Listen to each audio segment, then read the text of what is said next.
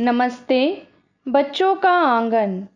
शीर्षक पाठशाला में मित्रों की पिटाई से दुखी राखाल राज। लेखन मिताली सिंह बिलासपुर। बच्चों, आज हम श्री रामकृष्ण देव के शिष्य स्वामी ब्रह्मानंद जी के जीवन के संबंध में जानेंगे।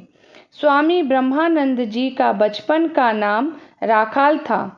श्री रामकृष्ण वचनामृतकार की दैनंदिनी का अनुसरण करने पर दिखाई पड़ता है कि श्री रामकृष्ण राखाल के साथ वात्सल्य भाव से व्यवहार करते थे। श्री रामकृष्ण अपने जीवन के अंतिम दिनों तक माता के समान राखाल को पुत्रवत स्नेह करते रहे। जिस राखाल को देखने मात्र से ठाकुर श्री रामकृष्ण में इस देव दुर्लभ भाव का उदय होता, उनके संबंध में उन्होंने स्वयं भक्तों को बलराम भवन में कहा था, माँ, तुमसे कहा था मेरी तरह एक जन को संगी बना दो, इसीलिए तुमने राखाल को दिया है ना। किसी अन्य दिन ठाकुर ने कहा था, कीर्तन सुनते सुनते राखाल को मैंने देखा था, वह ब्रजमंडल के भीतर था। श्री रामकृष्ण एवं उनके मानस पुत्र का संबंध कवि कल्पना की वस्तु नहीं है, अध्यात्म जगत की एक वास्तविक घटना है। उनके अलौकिक संबंध का आभास वचनामृतकार द्वारा उल्लेखित एक घटना में प्रकाशित हुआ है। श्रीयुक्त राखाल को देखकर ठाकुर पुनः भाविष्ट हो रहे हैं। भाव में राखाल को पुकार रहे हैं, मैं यहाँ बहुत दिन से आया हूँ, तू कब आया?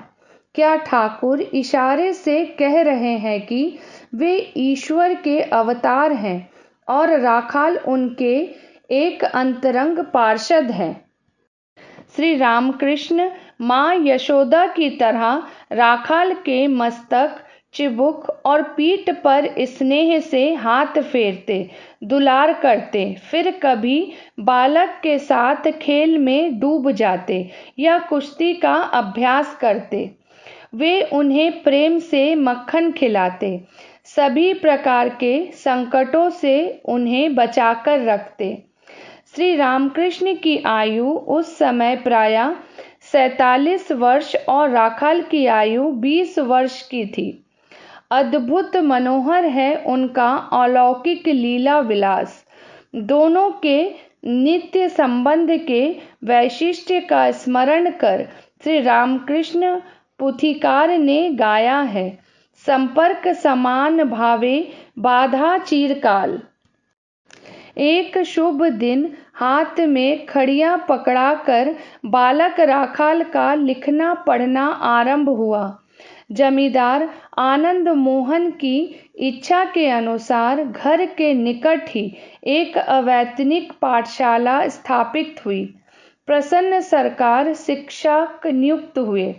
वहीं बालक की नियमित रूप से प्राथमिक शिक्षा का आरंभ हुआ। श्रुतिधर बालक पाठशाला की परीक्षाओं में प्रथम स्थान पाता रहा।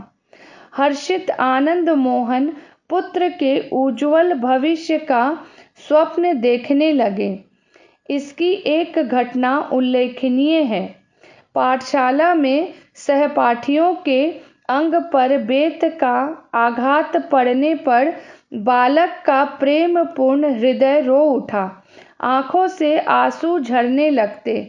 स्नेह परायण शिक्षक महोदय ने बालक के अश्रु जल से व्यतीत होकर पाठशाला में बेत से दंड देना वर्जित कर दिया। खाली समय में किशोर राखाल में फूल फल के बगीचे बनाने की रुचि दिखाई पड़ती।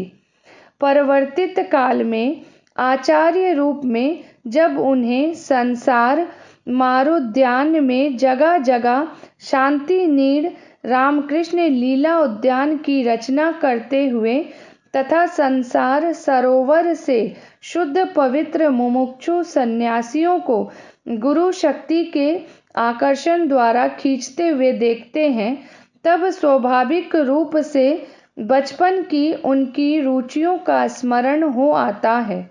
इस तरह शिक्रा ग्राम के स्नेहांचल में किशोर के आरंभिक 12 वर्ष व्यतीत हुए। जय श्री राम कृष्ण।